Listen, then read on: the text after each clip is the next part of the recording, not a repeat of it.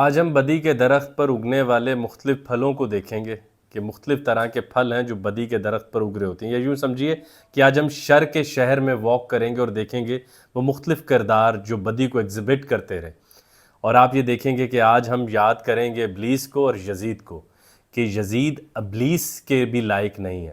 یعنی ابلیس کا جو تکبر کا شر ہے لیکن یزید کے ہاں ظلم کا شر ہے۔ آپ دیکھیے کہ جو ابلیس ہے اس نے صرف اللہ تعالیٰ کے حکم پر آدم کے آگے جھکنے سے انکار کیا ہے، کسی آدمی کو اپنے آگے جھکانے کا نہیں کہا، اور یزید آدم کو اپنے آگے جھکانا چاہتا تھا۔ اور وہ جیسے ابلیس کی آپ ایک اور دیکھیے کہ وہ اپنے دشمن سے، اپنے مخالف سے واقف ہے کہ اللہ عز و جل عبادت کر بیٹھا ہے کتنے سال، اور وہ اقبال خواجہ اہل فراق کہتے ہیں کہ عشق میں شاید پاگل ہوا ہے کہ پتہ ہی نہیں چلا کہ بھائی حکم ماننا تھا، محبت میں ایسا فنا اور مجذوب ہونا تھا کہ جو اللہ کے مان لے، لیکن وہ اللہ کے حکم کے آگے ریزننگ لے آیا کہ یہ مٹی اور میں آگ۔ یزید اپنے دشمن سے بھی ناواقف تھا، یزید اس شخصیت سے بھی ناواقف تھا جو اس کے اپوزٹ کھڑے ہیں، جو شبیہ رسول کریم صلی اللہ علیہ وآلہ وسلم ہے۔ تو آپ یہ دیکھیے کہ ابلیس کے شر میں ایک عجب سی وہ ہے، گریس ہے کہ قرآن میں شامل ہے، وہ کائنات کے گرینڈ سٹرکچر کو سمجھانے میں اپنا کردار نبھاتا ہے، وہ ایک کریٹو ایجنٹ کے طور پہ موجود ہے، اس کا برائی، اس کا شر انجیل سے لے کے قرآن تک میں لکھا ہوا ہے کہ بھائی اس نے بہکا دیا۔ ارے یہ کیسا تھا؟ اور آپ دیکھیے کہ ابلیس کے بہکے ہوئے کی توبہ ہے، یزید کے بہکے ہوئے کی توبہ نہیں ہوتی۔ یزید نے جس کو بہکایا تاریخ میں وہ گیا، اور امام حسین نے پھر یزید کے لیے ایک بہت اچھا کام کیا، ایند و طاقت از حیات آیت پدید، موسیٰ و فرعون شبیر و یزید۔ یاد رکھیے گا موسیٰ علیہ السلام کی سنت پر امام حسین نے رہتے ہوئے اپنے مد مقابل کو آگے نہیں جانے دیا، جہنم تک نہیں جانے دیا، ابھی یزید کو ادھر ہی روک کے رکھا ہوا ہے، وہ پورا دفن نہیں ہوا۔ امام حسین علی کرم اللہ وجہہ کے بیٹے ابھی تک ویسے انتقال نہیں کر سکے، کیونکہ بڑی شخصیت نہیں مر سکتی یکدم 2 دنوں میں، ان کے سائے موت سے بھی لمبے ہوتے ہیں، وہ صدیاں زندہ رہتی ہیں، ہر عصر میں ان کو زندہ کیا جاتا ہے۔ ایسے ہی امام حسین یہ اہتمام کر گئے کہ یزید کو پوری طرح مرنے نہیں دینا، ہر نسل آ کر اس پر پہلے عبرت بھی پکڑے کہ بھائی اس طرح کبھی مت کر لینا۔ تو یہ آپ دیکھیے کہ کیا حسن ہے امام حسین کا، کہ جو موسیٰ علیہ السلام کے دور کا جو فرعون ہے اس کو ممی کر کے بنایا گیا، اس کی ممی کے بغیر یزید کو ایز اے کریکٹر ایسے رکھ دیا گیا کہ یہ جہنم میں بھی ابھی جانے کے لائق نہیں ہو پا رہا، یعنی وہ یہاں سے بازو چھڑاتا ہے کہ اگلی نسل مجھے لان تان نہ کرے، مجھے ایول نہ مانے۔ ہوتا ہے نا، اب تو بہت رائٹرز کہنے لگ گئے کہ ماضی کے جو غلطیاں ہیں ان کو جدید علم سے حل مت کریں، وہ ماضی کے لوگ تھے، ان کی اتنی تھی، لیکن یزید کی آپ یہ دیکھیے کہ اس کو کیسا کفر ملا ہے کہ قدیم و جدید جب ذہانت کی انتہا پہ جاتا ہے ایک دفعہ یزید کو برا ضرور کہتا ہے۔ اور آپ یہ دیکھیے کہ ابلیس تو بھائی پانی کے ساتھ شراب بھی حلال کروانا چاہتا ہے، یزید پانی بھی لینا چاہتا ہے۔ تو یزید ظلم کرنا، اس کا شر ظلم ہے، ابلیس کا شر تکبر ہے۔ تو ابلیس کے شر کو کیوں تمام صوفیاء نے جگہ جگہ لکھا، یا ابن العربی کے کاموں میں جب آپ جا کے دیکھیں، وہ تو صاف کہتے ہیں کہ جو جنت کے پھل ہیں وہ جہنم کی آگ سے پکتے ہیں، یعنی شریر لوگ، وہ جو اقبال کا مقصر کور کر بیٹھے ہیں کہ شر میں ایک ذہانت ہوتی ہے، ایک تخیل ہوتا ہے جو نیک لوگوں کے پاس نہیں ہوتا، ایک ایجوکیٹو ویلیو ہوتی ہے جو اقبال نے کہا۔ تو ابلیس ہمیں اس طرح اپنے مالک سے دور رکھتا ہے، ہمارے اندر تذبذب رکھتا ہے، ہمیں اضطراب دیتا ہے، ذوق نمو دیتا ہے، ہمیں بار بار گناہوں کے بعد اللہ کی طرف پلٹنے کا موقع دیتا ہے، ذمہ داری نبھاتا ہے، وغیرہ وغیرہ۔ تو یزید اپنے دشمن سے بھی ناواقف اور کوئی گرینڈ ویلیو ہی نہیں دے سکا، مطلب ابلیس ہمیں سٹرگل دے دیتا ہے۔ وہ اقبال نے کہا ہے نا کہ وہ ہمیں آزماتا ہے تاکہ ہم سونا بنے۔ ابلیس وہ پتھر ہے جس پر ہم اپنی خودی کی تلواریں تیز کر سکتے ہیں، اور یزید صرف وہ پتھر ہے جو راہ میں لگ سکتا ہے، اور راہ بھی وہ جو کسی گناہ کی طرف لے کے جاتی ہے، صرف اس کی نشاندہی کر سکتا ہے کہ روڈ پر لگ جائے کہ آگے یزید کی بستی ہے،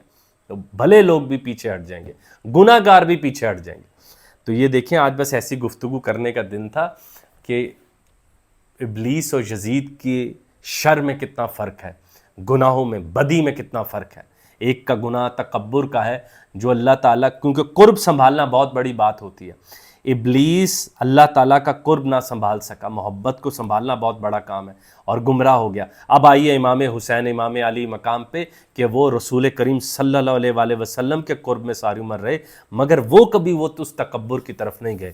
ان کی ہمبلنس دیکھیے، ان کا جھکاؤ دیکھیے، ان کے پاس کیا نہیں تھا کہ وہ کہتے کہ علی کا بیٹا، فاطمہ کا بیٹا، امام حسن کا بھائی، رسول کریم صلی اللہ علیہ وآلہ وسلم کی جنت کا پھول ہوں میں، جنت کا حسن کم ہے جب تک حسین کا پھول نہ کھل جائے۔ رسول نے فرمایا نا،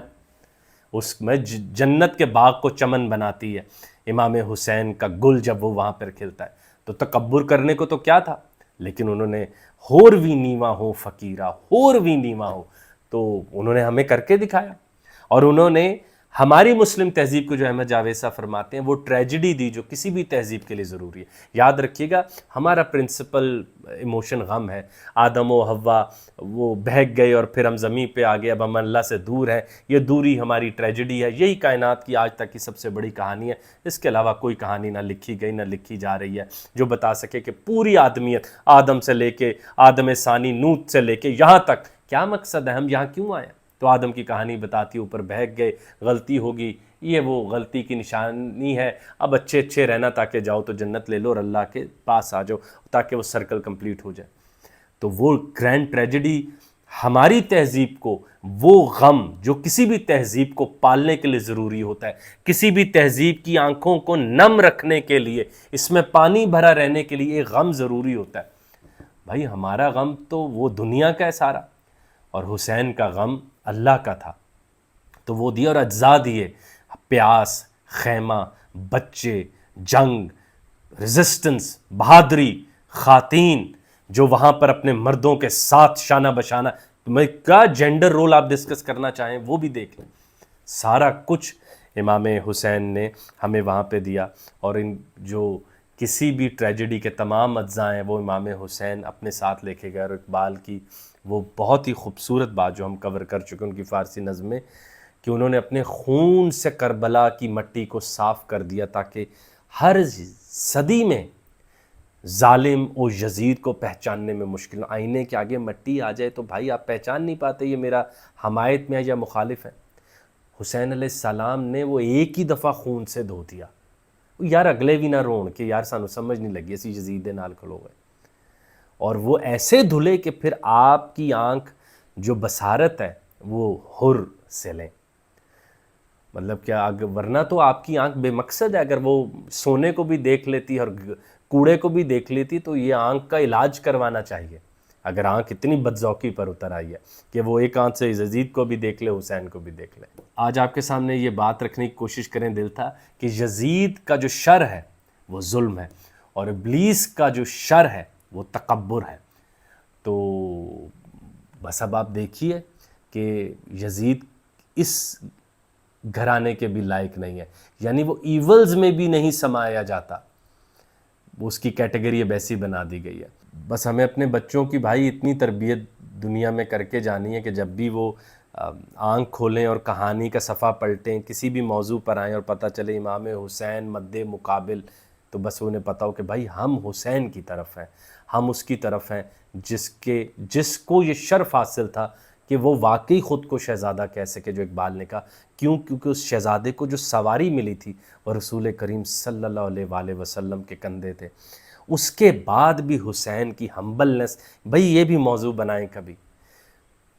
گھوڑے پر بیٹھ کے فخر آ جاتا ہے انسان میں، اور آپ کی سواری آقائے دو جہاں سرکار دو عالم ہو، تو ہمبلنس دیکھیے حسین کی، ان کے پاس تکبر کرنے کو یا بڑی بات کہہ دینے کے لیے کیا نہیں تھا، مگر وہ پھر بھی نیوے رہے اور اپنی ذات کو ظلم سے بھی بچایا، اپنی ذات کو تکبر سے بھی بچایا، اور سب سے بڑھ کے ایسی قربانی دی، وہ جو احمد جاوید صاحب فرماتے ہیں کہ امام حسین نے ہار کو شکست دے دی۔